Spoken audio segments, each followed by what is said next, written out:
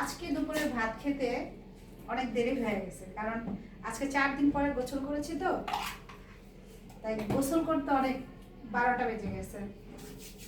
তো আমার মতন কারা কারা এই 4-5 দিন পর পর গোসল করেন একটু জানাবেন। এখন আমরা শুরু করব দুপুরের লাঞ্চ, যেহেতু অনেক দেরি হয়ে গেছে।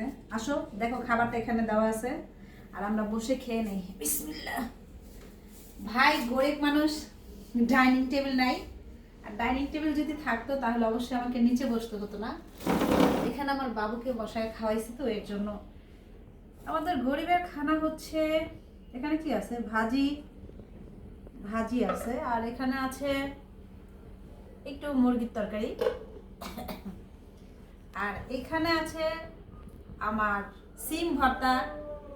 সিম ভর্তা কার কার পছন্দ তা তো জানি না, তবে আমার অনেক পছন্দ এই সিম ভর্তা। তো আসুন, আর আমি সবসময় এই মগটাতে পানি খাই। এই মগটার পানি আমার কাছে খুব ভালো লাগে। পানি খেতে মনে হয় কি যে 1 গ্লাস পানি খেলে সারাদিনের তৃপ্তিটা ভরে যায়। তো আসুন আমরা সবাই বিসমিল্লাহ করে শুরু করি। বিসমিল্লাহ।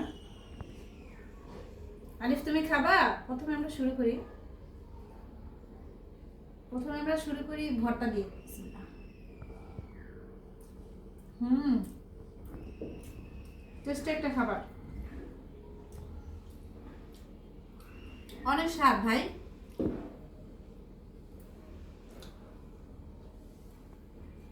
জানি না কার কার কাছে কেমন লাগে, তবে আমার কাছে খুব ভালো লাগে।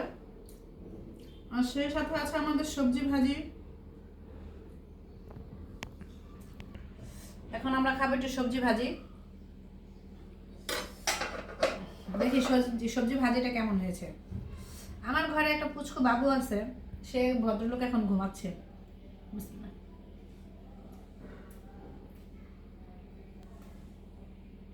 খুবই টেস্টি। এখানে আছে সিম, সাথে আছে আলু, টমেটো, গাজর, ফুলকপি, ধনিয়া পাতা, কাঁচামরিচ। এটা দিয়ে আমি একটা সবজি ভাজি বানিয়েছি।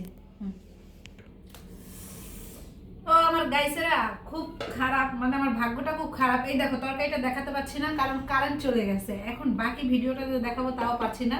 যেই দেখো আমি কিভাবে রান্না করছি, দেখো একটু সামনে এসে দেখাও। মানে আমি যে কি করব বুঝতে পারছি না, কোনটা রেখে কোনটা নিব। অন্ধকারে কি বেশি নিব না কমই নিব।